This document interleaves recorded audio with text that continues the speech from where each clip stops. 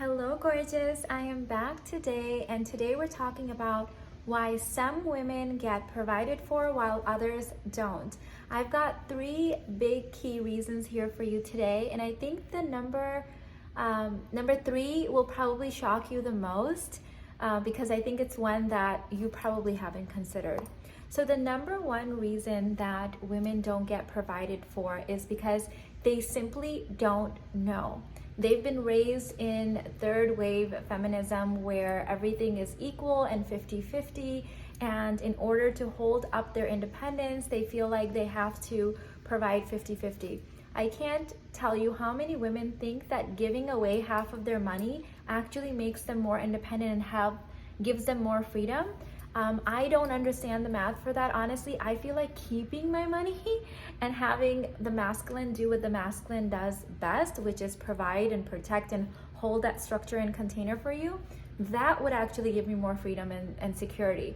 So I think that we've lost our way and we've forgotten how to love men and how to be loved by men. And the most loving thing you can do to the healthy masculine is to let them provide for you. But some women just simply don't know that this is what they're supposed to be doing and that this is an option for them. So they get themselves into the 50-50 scenario. Number two reason that some women don't get provided for is that they want the man more than the man wants them. So if they're chasing a man, making it like, he's some God's gift to their world, that like their life cannot go on without them, he is the last man on the planet, then you not knowingly end up switching on the conserve energy mode of the masculine. One, he's gonna run away from you if he's totally not interested. But if he's somewhat interested and he's like, okay, let's see here. We've got this beautiful woman chasing me and wanting me. Obviously, must be something very special, just like my mama told me. So I'm just gonna go ahead and do 50-50 with her. The same man would have done maybe, full providing for some other woman that knew her worth. But for you, he's thinking, well, obviously her genome can't be that great. She's chasing me. Women don't chase men. They've never chased men in history. Even the egg just simply sits back, right? And lets everything else come to it. So there's no history of that in not only our species, but any other species. So it confuses the masculine, and then the conserve energy, the predator mode comes on. He's like, well, I could have a nice ride over here. I could just get like, in a 50-50 relationship, keep half my money, don't have to provide. And in some scenarios that may make sense. Like if you really just want the guy and it's the only way it's gonna work. I'm not saying that being fully provided for it's what every woman desires. It is what evolutionary is in our DNA and makes us feel the most alive, both as the masculine and the feminine, doing our parts. But maybe you are okay with that. And in certain scenarios, if you're like, you have to have this man for whatever reason, then you could agree to 50-50. And I do see some women doing this. I actually worked with a client a couple of years ago who was a reality TV star celebrity, and she had a lot of money, and she just said, you know what, I'm done with the whole, looking for a provider thing. She's like, at my age and with my net worth out there in the public, I'm probably not going to be provided for. I don't care for that. I'm okay with providing for a man. He just needs to be cute and sexy and hot. So there are women in that scenario where they're okay with reversing the role, where they hold up the masculine pole and then he holds the feminine pole and he's receiving. Hey, if it works for you, it works for you. At the end of the day, we're solving for your happiness. But for most women that follow me who are naturally feminine essence and they have been conditioned into masculine ways, it just doesn't feel good to them. I have so many clients and students that have been in that position for years and they're just like, it just doesn't work. And it's like burning me out. The polarity is gone, the sexual chemistry is gone. Fix it. So for most women, it will not work.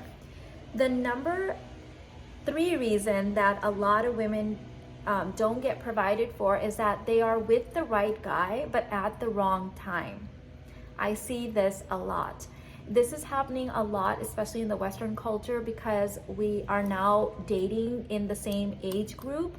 And in the East, we've already known this. It's quite frowned down upon when you marry someone your same age, because they understand that you're going to have some issues. Now, if it works, it works. I have had clients that were married to men the same age, or even the man was younger, and we were still able to train the woman into doing her inner work and run polarity and do polarity in a way where she could still create that age gap even when it wasn't there. But if you just want your life to be easy from the get-go, you want to have a little bit of that age gap. Why? Why is the age gap important?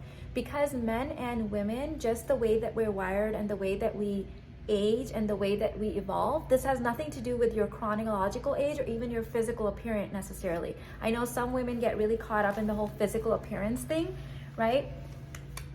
You can Botox your face, you can't Botox your energy, you can't Botox your ovaries, you can't Botox your hormones, right?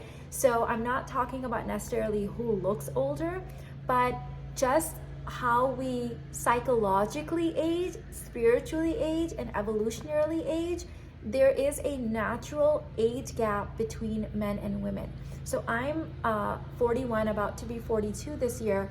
A man that's 41 or 42 is not my peer. He is going to be in a completely different stage psychologically that I am in. So when you are 25, let's say, and you're dating a 25-year-old, he is not in the right stage of providing for you. You could still love him and you could be in a relationship with him, but you're looking at least 10 years of the struggle life before he enters the stage before provider king. He's not even at provider yet. He may be able to provide some things for you, but he's not, his entire DNA hasn't been activated for what he can really provide for you. I sent out an email this morning laying this out for you, right? So when a baby boy is born, he has all of the DNA to be a provider. But that DNA is activated by the males in his household and in his community in different stages. So for example, I have two sons, one's 12 and one's 17 and a half, almost 18.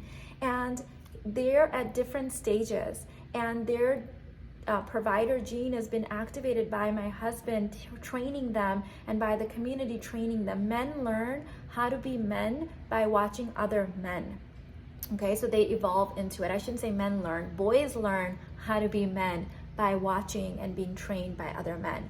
So if you are dating someone or married to someone that grew up in a fatherless home and didn't have, uncles or brothers or cousins or church leaders or whatever, community people that train them into activating their full DNA, then, you can have all the arguments you want. He's not gonna be fully activated in that. Now, through my work, I have been able to help women activate their power and, give that ultimatum. And in a lot of cases, it's worked, because the man would rather provide than lose the woman. But, you don't wanna have to give an ultimatum like that. You want a man that's fully healthy and already ready to provide like he's supposed to be doing. So if you are dating a man in the wrong stage, even though he has good intentions and he loves you and he wants to provide, he's just simply not there yet. And a lot of times what happens is, let's say a 28-year-old woman marries a 28-year-old man. He still has about 7 to 8 years even before he gets to the stage before king provider, before full activation of the providing happens, okay?